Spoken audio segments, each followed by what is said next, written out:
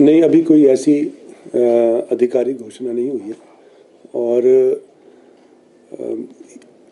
प्रदेश सरकार माननीय मुख्यमंत्री ठाकुर सुखविंदर सिंह सुक्खू जी के नेतृत्व में कटिबद्ध है और माननीय मुख्यमंत्री जी का भी ये कहना है कि प्रदेशवासियों को बेहतर से स्वास्थ्य सुविधाएं मिलें, उसी दृष्टिकोण से जो है हम कार्य कर रहे हैं।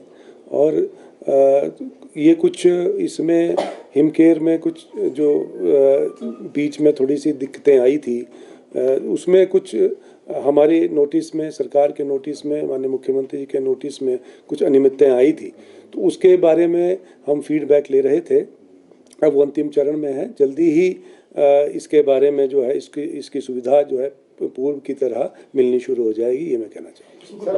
इसमें बदलाव हो सकता है कुछ, जैसा से कहा जा रहा है कि जो सरकारी एम्प्लॉइज है उसको इस योजना से बाहर निकाला जाएगा, कुछ इस तरह की कोई चर्चा हुई? नहीं, अभी ऐसा कुछ नहीं है, क्योंकि हमारा जो दायित्व है प्रदेशवासियों को बेहतर स्वास्थ्य सुविधाएं देना और स्वास्थ्य सुविधाओं से ही जुड़ा ये एक मुद्दा है। और जो पात्र लोग हैं उनको इस कार्यक्रम का, इस योजना का लाभ मिले, हम इस बात को सुनिश्चित कर रहे हैं। और इसी दृष्टिकोण से जो है हम जो इसमें जो कुछ भी हमने इसमें तो कुछ मॉडिफिकेशन करनी है या इस पे जो हमें हमारे नज़र में जो अनियमितताएं आई हैं उनको दूर करने का हम प्रयास कर रहे हैं। क्या मिसयूज भी हो रहा है योजना का कुछ लोग? बिल्कुल, इसमें मिसयूज भी हो रहा है और वही अनियमितताएं की मैंने जो बात करी, अनियमितताओं की दायरे में ये चीज़ें आती हैं। तो जो कुछ अनियमितताएं हमारे संज्ञान में आई हैं, हम उस पर विचार कर रहे हैं और सिर्फ इस बात को सुनिश्चित कर रहे हैं कि ये पात्र लोगों को मिले, जिनके लिए ये योजना चलाई गई है, उन लोगों को ये योजना का लाभ मिलना चाहिए, इस बात को हम सुनिश्चित कर रहे हैं। सर, आने वाले समय में ये योजना निजी अस्पतालों में मिलती रहेगी या बंद हो जाएगी? बिल्कुल, ये जो योजना है जो पात्र लोगों को, हम सबसे हमारी प्राथमिकता है कि ये पात्र लोगों को मिलनी चाहिए, इस बात को हम सुनिश्चित कर रहे हैं। अस्पतालों में भी मिलती रहेगी? बिल्कुल, अभी तक तो हमारा यही विचार है। सर, भाजपा आरोप लगा रही है कि जो अभी तक कार्यकाल हुआ है उसमें कर्ज लेने की कांग्रेस ने सारी हित के लिए योजनाएं चलाई गई थी, वो सारी जो है एक एक करके बंद की जा रही हैं, फिर चाहे वो संस्थान हो या इस तरीके की हिमकेयर की योजनाएं। देखिए, एक बात तो मैं कहना चाहूँगा कि इन जो उपचुनाव से जो वो आहत हुए हैं और उनके पास कोई मुद्दा नहीं है, और जिस तरह से ये आरोप प्रत्यारोप जो उन्होंने लगाते रहे हैं, चुनाव की प्रचार के दौरान भी उन्होंने इस तरह की जो अनाप शनाप बयानबाजी करी है, जिससे उनको मुंह की खानी पड़ी, और अपने ही बयानों का खंडन उन्होंने बाद में किया। पहले नेता प्रतिपक्ष कहते थे कि सरकार 4 जून को जो है वो बदल जाएगी, लेकिन बाद में वो कहने लगे कि नेतृत्व परिवर्तन हो रहा है। तो ये सिर्फ उनका एक मकसद है कि स्थायी सरकार को अस्थिर करने का प्रयास उनकी मानसिकता है। लेकिन मैं ये कहना चाहूँगा कि 5 साल का जो ये जनादेश प्रदेश की जनता ने हमें दिया है, 3.5 वर्ष का कार्यकाल जो अभी हम शेष बचा है, इसमें हमें कार्य करने दें।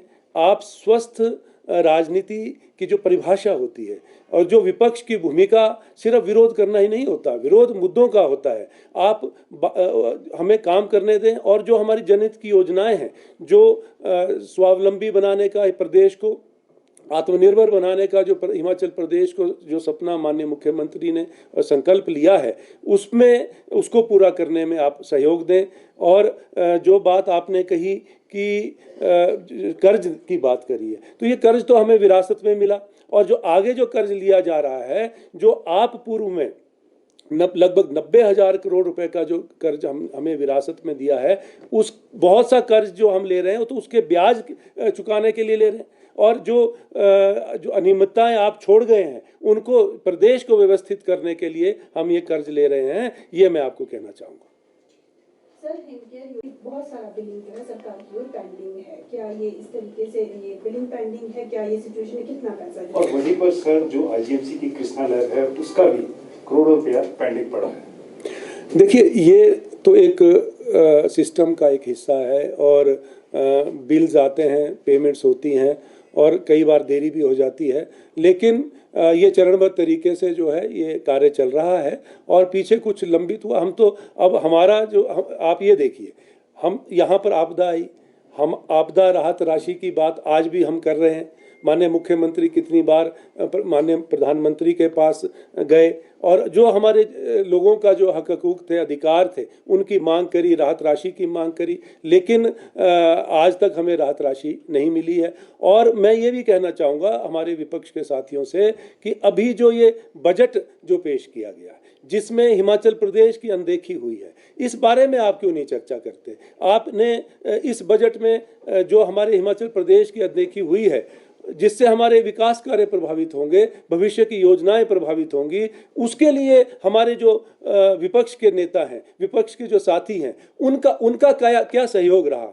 आज ये भी मैं पूछना चाहूँगा, आप चर्चा करें, इस बात पे चर्चा करें, या फिर अपने केंद्र में जो हम आपके नेता हैं, केंद्र में जो सरकार है, आपकी सरकार है, आप उनके पास जो है गुहार लगाएं और हिमाचल प्रदेश को आगे बढ़ाने के लिए, हिमाचल प्रदेश की विकास योजनाओं को आगे बढ़ाने के लिए जो इस बजट में अनदेखी हुई है, उस पे आप विरोध करें अपनी केंद्र सरकार के समक्ष। ये मैं कहना चाहूँगा।